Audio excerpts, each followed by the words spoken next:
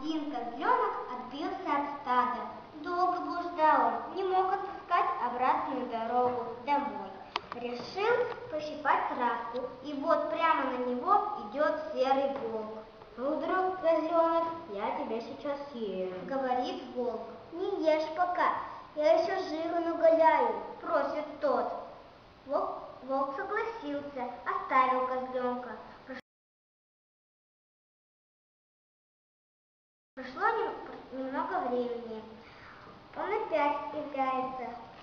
«Нагулял жиру, теперь уж я тебя съем». «Подожди», — сказал козленок. «Я тебе помогу. Встань вот под тем пригорком, раскрой пасть, а я с разбегу брошусь в нее». Волк согласился, встал под пригорком, раскрыл пасть и ждет.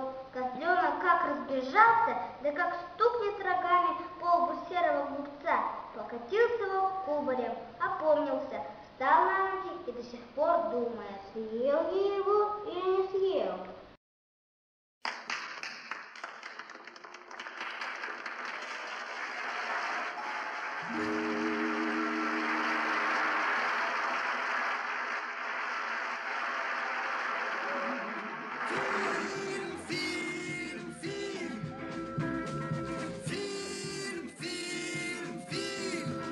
Профессий много, но прекрасней всех